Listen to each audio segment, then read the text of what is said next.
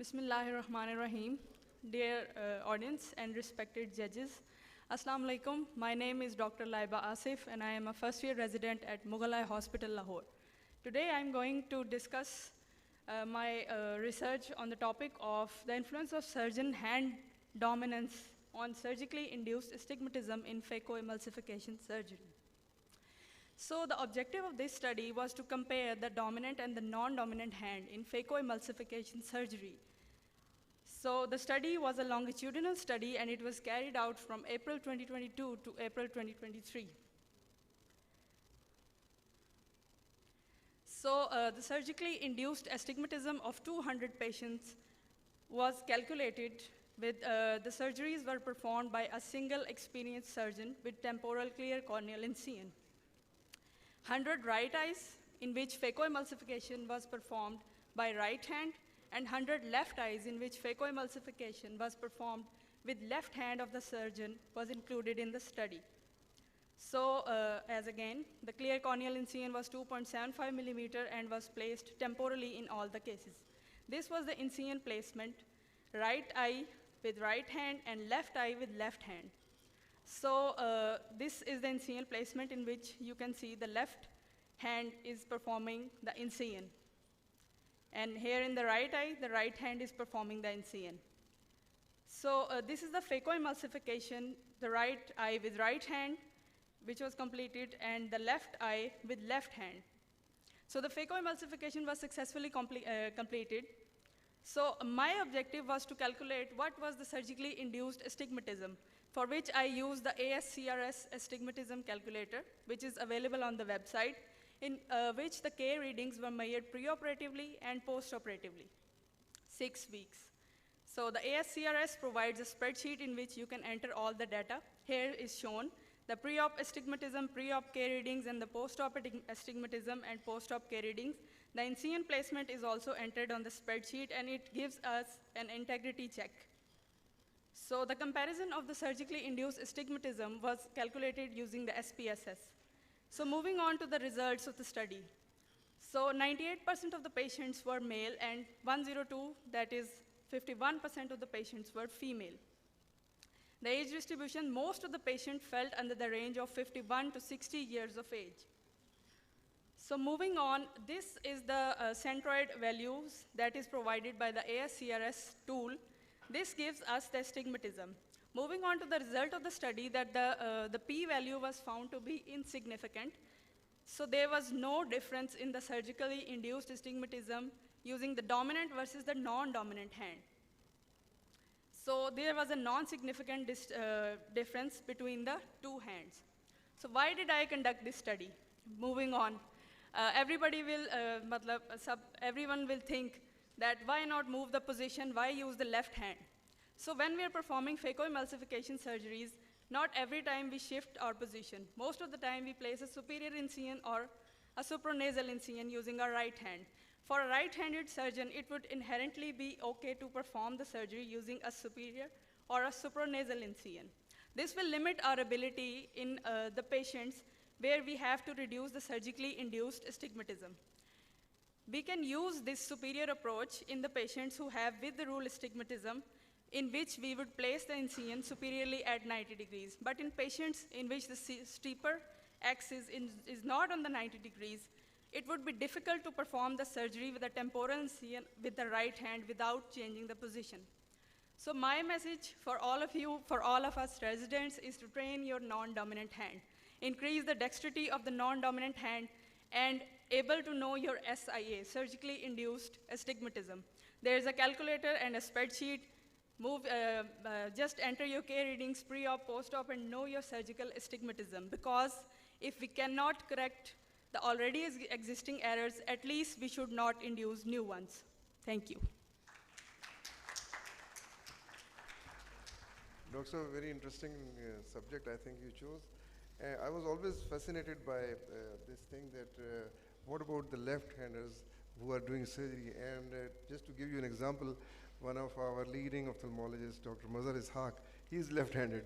So I was always thinking that, his SIA is less or ours is less, but I think you have made it clear that being left-handed or right-handed would not make the difference. But still, it is a very fascinating subject. Yes, we can train our left hand initially when we are in training, and it will be very easy for us to plan the NCN placement if we train our non-dominant hand as well. Take-home message is again the same, that you have to be prepared with both your hands, Yes. and they should be equally good. So that is, I think, the Yes. take-home message. I have a question.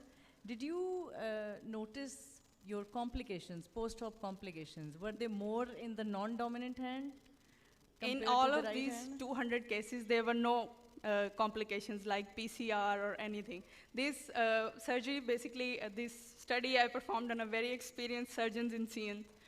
So there were no complications. Dr. Saab, I can tell you my experience that it is always difficult for me to do it with the non-dominant hand. The time of surgery is more, and the results are okay, but the time of surgery is definitely more. Yes. And it gives you jitters at times. And I think that I should have done it with my right hand. Yes, sir. Thank you.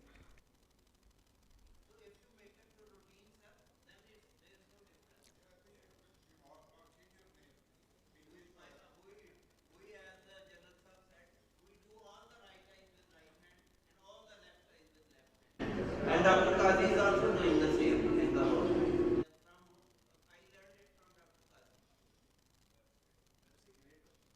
Sir आपके जैसे surgeons तो बहुत कम होते हैं. I remember मैंने एक दफ़ा left से करने की कोशिश की थी और मेरा पीसी रेंट हो गया था.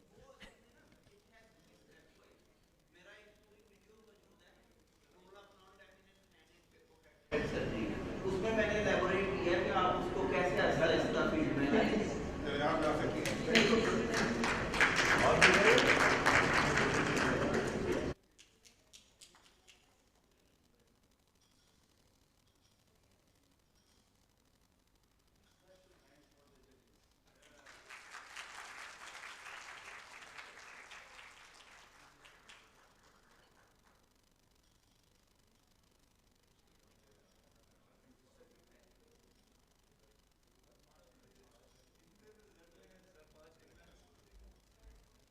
बिस्मिल्लाहिर्रहमानिर्रहीम. पहले तो मैं स्पेशल थैंक्स टू द जजेस. उनका काम बहुत मुश्किल था, क्योंकि अगर आप बाइफर्केशन देखें, जो छोटे छोटे पॉइंट्स हैं, हर पॉइंट को इसमें कैटर फॉर किया गया ताकि कहीं पर कोई बायसिज्म ना आए. तकरीबन 20 पॉइंट्स हैं जिनके किसी का आधा नंबर है, किसी के 2 नंबर हैं, किसी का 1 नंबर है, और उनको इस तरह से प्लान किया गया कि एक ओवरऑल जो आपकी परफॉर्मेंस है उस पे वो बेस हो जाए. एक चीज़ बड़ी क्लियरली आप एक चीज़ को समझें कि अभी यहाँ थर्ड प्राइज़ भी मिलेगा, सेकंड भी मिलेगा, फर्स्ट भी मिलेगा. There are no winners and no losers. जिन लोगों की प्रेजेंटेशन एक्सेप्ट हुई है और उन्होंने यहाँ पे आकर उसको प्रेजेंट किया, दे आर ऑल विनर्स. और स्पेशली जो इस दफ़ा की कॉन्फ्रेंस है और ये जो आज का दिन है, जो साइंटिफिक कमेटी थी उसमें जो पेपर्स आए थे, सिर्फ मैं पोस्ट ग्रेजुएट या अंडर ग्रेजुएट की बात नहीं कर रहा, मैं कंसल्टेंट्स की भी बात कर रहा हूँ. 1/3 of the papers were accepted. और मैं ख़ुद साइंटिफिक कमेटी का मेंबर हूँ और मुझे शर्मिंदगी भी हो रही है और खुशी भी हो रही है ये बताते हुए कि मेरा अपना पेपर एक्सेप्ट नहीं हुआ. तो रीज़न, तो अगर आप लोगों का पेपर एक्सेप्ट हुआ है और आप लोग यहाँ पे आके आपने इसको पढ़ा है, तो ट्रस्ट मी कि आपके जो टॉपिक था उसकी वेटेज थी जिसकी वजह से वो एक्सेप्ट हुआ है. और कई लोग हैं जिनका नहीं हुआ. नेक्स्ट टाइम थोड़ा सा टॉपिक को और इंटरेस्टिंग करें तो उसमें आ जाएगा, क्योंकि आपने कॉन्फ्रेंस की थीम को ज़रूर देखना होता है कि थीम किस चीज़ पे है. क्यों नहीं बाकियों के देखें, हमने इसमें बहुत ही ट्रांसपेरेंट प्रोसेस रखा था. जितने हमारे पास एब्स्ट्रैक्ट्स आए थे उसमें से हमने नाम निकाल दिए और उनमें कोड्स डाल दिए. जब साइंटिफिक कमेटी बैठी तो उनके पास किसी का नाम नहीं था, चाहे वो सीनियर ऑफ्थेल्मोलॉजिस्ट हो, जूनियर ऑफ्थेल्मोलॉजिस्ट हो, हमें नहीं पता. बेस्ड ऑन कि वो पेपर क्या था, कितनी दफ़ा वो पहले रेपिटेशंस कई पेपर्स की पिछली कॉन्फ्रेंसेस में होती रही हैं, और जो हमारे सेशंस की रिक्वायरमेंट्स थी उसके मुताबिक उसको सेलेक्ट और रिजेक्ट किया गया. और मेरा जो पेपर था वो ड्राई आई पे था और उसका अलग से सेशन नहीं था, तो वो बनता भी नहीं था. तो शायद मेरा नाम उसमें लिखा होता तो वो एक्सेप्ट हो जाता, लेकिन चूंकि ये एक ट्रांसपेरेंट प्रोसीजर था, तो trust me, you all are winners, number 1। Number 2, जो लेवल ऑफ प्रेजेंटेशंस था, वो हम जब आप लोगों की स्टेज पे थे तो आई विश के हमारा लेवल ऑफ प्रेजेंटेशन इस तरह हो, and I foresee excellent national and international presenters among you। जो लास्ट प्रेजेंटेशन थी और उस पे जो डिस्कशन हुई, उस पे मैं इम्प्रेस भी हुआ हूँ और डिप्रेस भी हूँ। आप नॉन डोमिनेंट हैंड की मैडम ने बात की, हमारे तो डोमिनेंट हैंड से कॉम्प्लिकेशंस हो रही हैं। तो वो जब वो जनरल मज़र बैठे हमारे उस्ताद थे, हमें फ़ेको इन्होंने सिखाई, तो ये राइट हैंड को राइट से करते थे और लेफ़्ट हैंड को आई को लेफ़्ट हैंड से करते थे। तो वो इनको देख के हमने भी सोचा कि लेफ़्ट आई को करें, तो हमें तो यही समझ नहीं आ रही थी कि उस फ़ेको प्रोब को पकड़ें किस तरह। आप पेंसिल को पकड़ें ना, अगर आप राइट हैंडेड हैं तो लेफ़्ट हैंड से आप पकड़ने की कोशिश करें, आप नहीं कर सकते। लेकिन कोई ऐसी स्किल नहीं है जिसको आप लर्निंग से मास्टर नहीं कर सकते।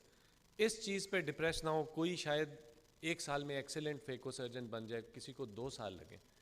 एंड रिज़ल्ट इस पे मुझे अभी भी याद है कि हमें FIO में बहुत मॉनिटर्ड सर्जरी सिखाई जाती थी, क्योंकि हमारे उस्तादों का एक कहना था कि अगर आप कोई कॉम्प्लिकेशन करते हैं तो आप अपने आप को 6 महीने पीछे ले जाते हैं। तो स्टेप वाइज अगर आप हर चीज़ को सीखें तो इसमें ये डिप्रेस ना हो कि उसने 50 कर लिए हैं तो मैंने 5 किए हैं। अगर आपके 5 लेस कॉम्प्लिकेशंस के साथ हैं इनिशियली, तो वो बहुत बड़ी बात है। तो रिज़ल्ट में सर प्लीज़ आइए।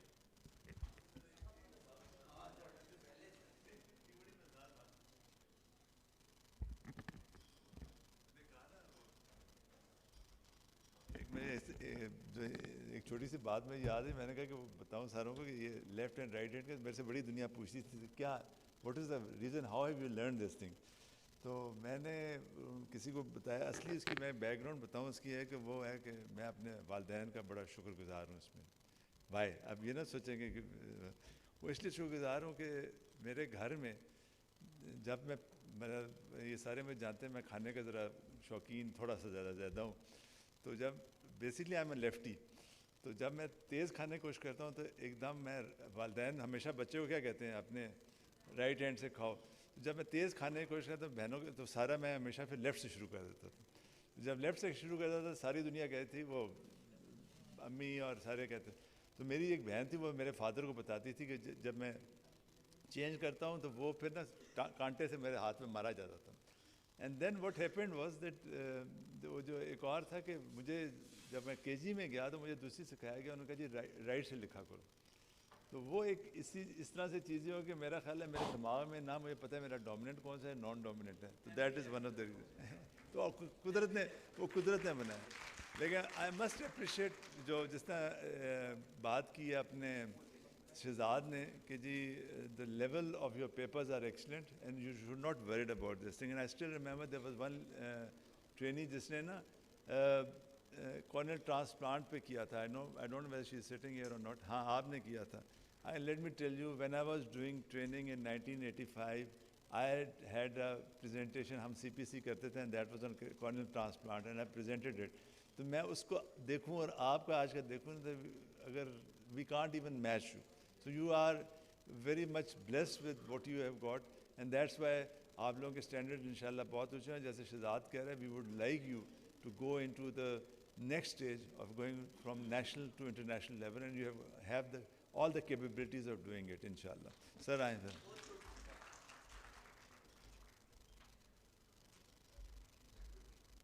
इस वक्त ना I am involve with 4 residents which are working under my supervision।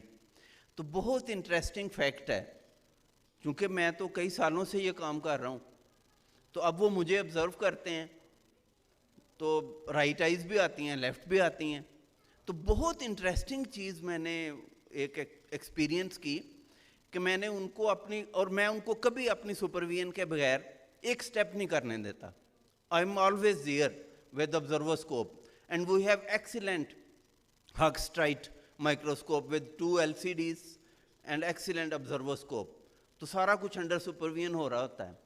बहुत इंटरेस्टिंग चीज़, कि उनको मैंने जब डे 1 से इनकलकेट किया कि आपने लेफ़्ट आई का कट लेफ़्ट हैंड से लगाना है और राइट आई का कट राइट हैंड से लगाना है, वो चारों रेजिडेंट्स लेफ़्ट हैंड का beautiful astigmatically neutral cut left hand से लगाते हैं और राइट हैंड का राइट आई का राइट हैंड से लगाते हैं। अभी फेको की स्टेज पे वो नहीं आए। रेक्सेस तो मैं भी हमेशा राइट हैंड से अपने डोमिनेंट हैंड से करता हूँ। तो मैंने ये नोट किया है कि अगर आपके कैरियर के शुरू में ये प्रैक्टिसेस इनकलकेट हो जाएं तो आपके दोनों हैंड्स ऑटोमेटिकली ट्रेंड हो जाएंगे।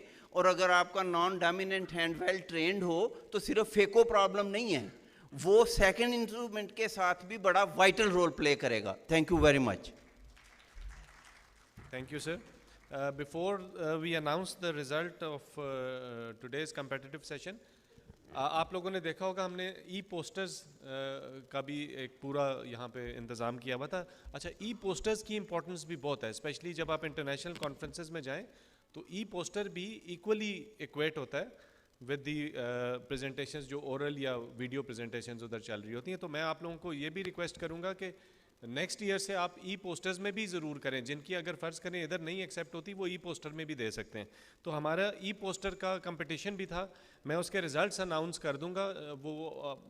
लेकिन उनको जो हमने सर्टिफिकेट्स और जो शील्ड देनी है वो हम उनको पहुंचा देंगे। थर्ड नंबर पे जो ई पोस्टर आया that was by doctor Hajra Arshad Malik and it was beyond the darkness navigating Gaucher disease with a singular case insight. ये इनकी थर्ड पोजीशन है। सेकंड पोजीशन जो है वो doctor Nazia Uzair racemose haemangioma पे थी। And the first prize for poster presentation goes to doctor M Abdullah Mazari on Axenfeld Rieger syndrome जी। तो आपको हम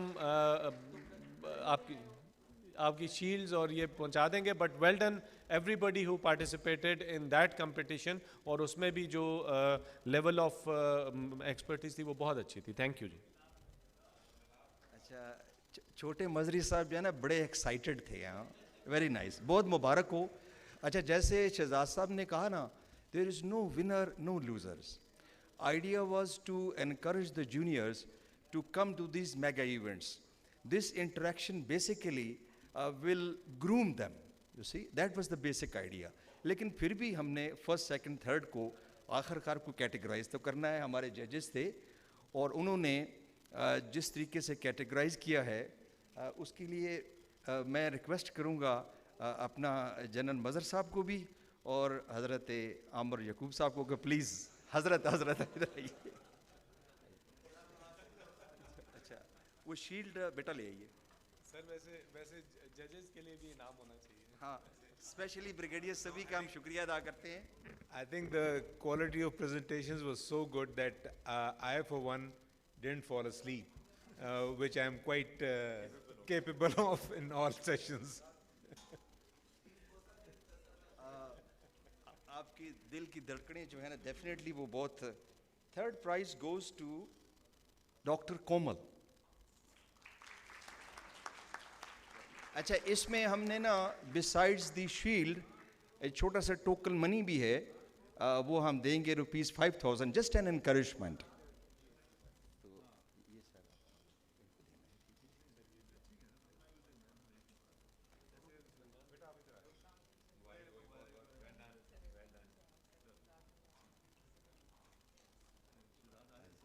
सर आप भी आए सर प्लीज, ब्रिगेडियर साहब, राशिद साहब आप भी आ जाए प्लीज। आए प्लीज। नहीं प्लीज कैरी। नहीं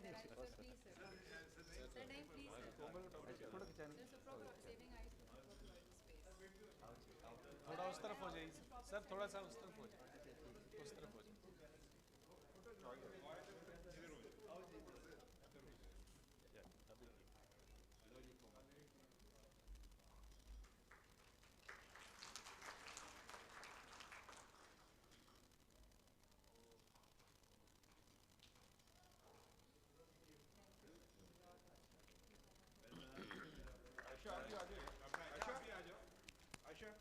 Aisha, please. The second prize is Dr. Taimur Ashraf.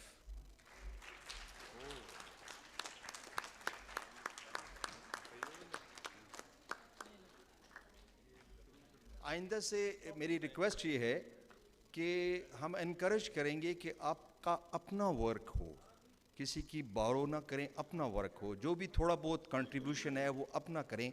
इससे आपकी मज़ीद इनकरेजमेंट होगी कि मैंने प्रेजेंट किया अपना केस। तालियां।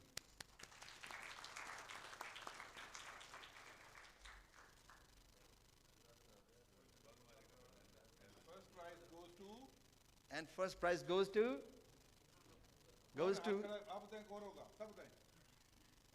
Dr. Laiba.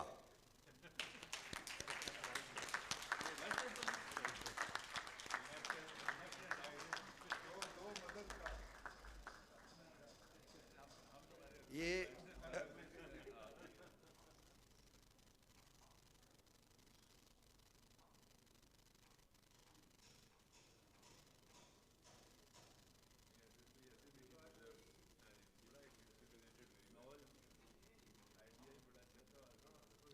बहुत अच्छे जी, वेल डन।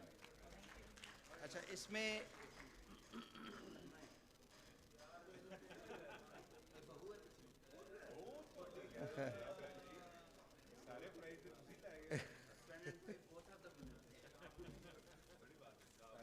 ये एक सेकंड, ये एक और भी रह गई चीज़ है, पैसे रह गए हैं, वो सेकंड प्राइज वाला भी आए प्लीज़। तैमूर आइए ना।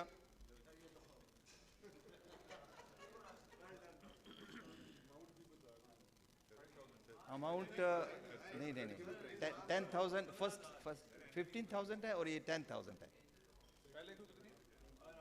पहले को 15,000 दिए प्राइस दिए सर, दे दिए आपको पकड़ा दिए ना, है पैसे हैं ना पड़े हुए। हाँ ना, उसमें पैसे पड़े हुए।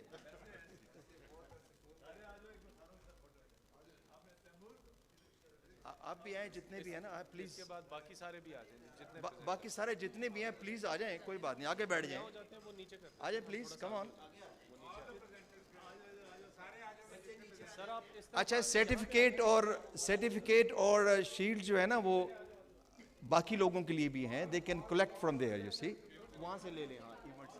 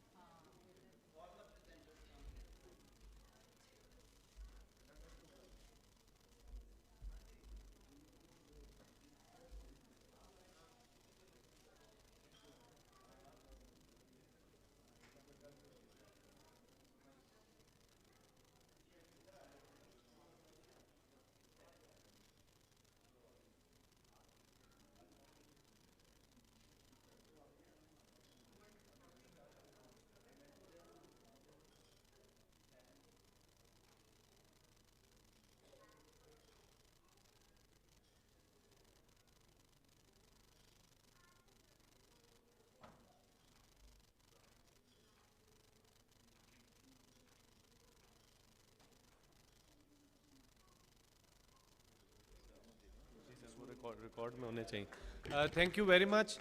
Before we end the session, a big applause for everybody who presented a paper here.